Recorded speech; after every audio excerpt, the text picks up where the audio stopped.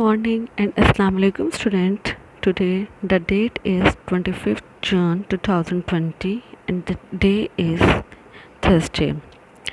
We have completed chapter number 9. Hopefully you have the practice of the numericals on your notebook. Now we are going to start our next chapter, which is related to the acid, bases and salt. Is chapter number 10, acid, bases and salts. Let's start this topic.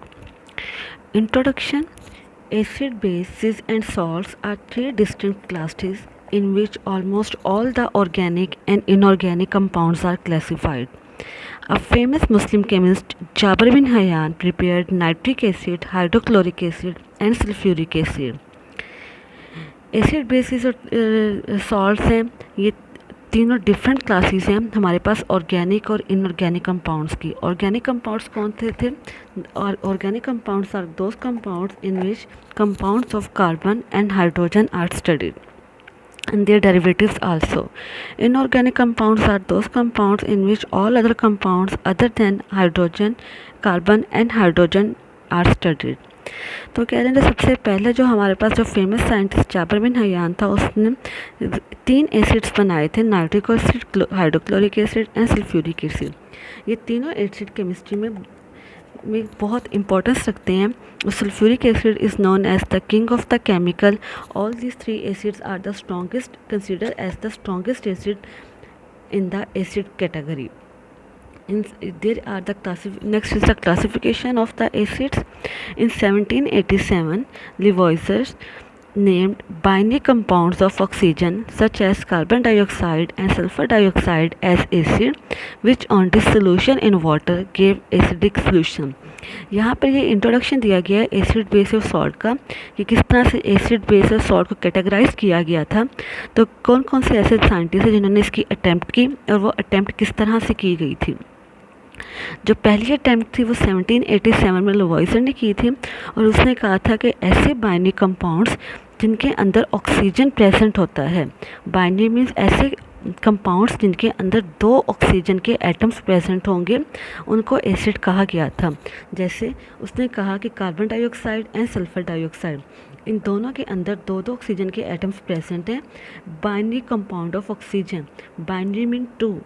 तो ऐसे compound जिनके अंदर 2 oxygen compounds oxygen present होंगे, उनको हम लोगों ने acids का नाम दिया था. Later on in 1815 Sir Humphrey Davy discovered that there are certain acids which are without oxygen, that is hydrochloric acid. Davy proved that the presence of hydrogen as the main constitutes of all acids.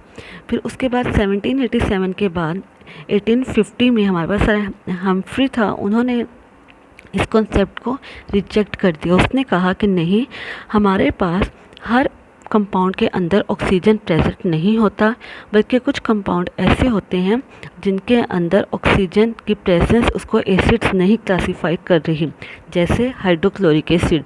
उसने कहा कि hydrochloric acid is an acid but it does not has oxygen. So he said that oxygen is not necessary, it is the hydrogen which is necessary for the classification of acid. It was also discovered that all water soluble metallic oxides turn red litmus blue, which is the characteristics of bases. The word acid is derived from the Latin word acidus, means sour. The first acid known to man was acetic acid, that is in the form of vinegar. ठीक है जी. उसके बाद basis थे ऐसे तमाम metallic oxides जो blue litmus, red litmus को blue कर देते हैं, वो बेसिस में आते हैं. और उसने सबसे पहले जो एसिड, जो ह्यूमन, जो इंसान के पास सबसे पहले जो एसिड आया था, that was an acetic acid, जो हम लोग आजकल विनेगर यानी सिरके की शक्ल में जो हम लोग इस्तेमाल करते हैं घर में. It is the dilute form of the acetic acid. Acetic acid was the first acid which was known by the human beings. We all have a little constant concentration of hydrochloric acid in our stomach, which helps to break down the food.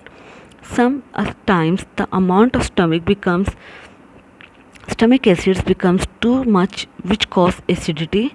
This uncomfortable feeling is easily treated. This uncomfortable feeling is easily treated by taking an alkaline medicine. The alkali neutralizes the acids, producing a harmless chemical called salt. तो हमारे जो stomach है इसके अंदर हम भी acid present होता है जो कि फूड को ब्रेक करने में हेल्प आउट करता है, लेकिन वो कह रहा है कि समटाइम्स अगर हम लोग ओवर ईटिंग कर लेते हैं या बहुत ज़्यादा स्पाइसी फूड खा लेते हैं तो हमारे मैदे में जलन शुरू हो जाती है, जिसकी वजह ये होती है कि जो हमारे मैदे के अंदर जो एसिड प्रोड्यूस हो रहा होता है वो बहुत ज़्यादा प्रोड्यूस होने लग जाता है, जिसकी वजह से हमारे मैदे में जलन शुरू हो जाती है। तो इस जलन को कम करने के लिए हमें कुछ ऐसी मेडिसिन दी जाती हैं या हम कुछ ऐसा इनटेक करते हैं जिसके अंदर बेस प्रेजेंट हो, क्योंकि जब एसिड और बेस आपस में कंबाइन करते हैं तो ये एक दूसरे को न्यूट्रलाइज कर देते हैं, ये एक दूसरे के इफेक्ट को कम कर देते हैं। Concepts of acids and base. Acids have sour taste, for example, unripe citrus fruit और lemon juice। ठीक है, जो ऐसे खाने जो ऐसे जो फ्रूट जो तुर्श होते हैं जिनका सॉर टेस्ट होता है उनको हम लोग एसिड का नाम देते हैं। They turn blue litmus red, ये ब्लू लिटमस को रेड में कन्वर्ट कर देते हैं। They are corrosive in concentrated form, ये कंसनट्रेटेड फॉर्म में क्रोसिव होते हैं, मतलब ये जला देते हैं स्किन को। Their aqueous solution conduct electric current, और जब इनका कोई भी जो सोल्यूशन होता है उसमें से करंट इजीली पास हो जाता है। बेसिस की क्या करेक्टरिस्टिक्स हैं?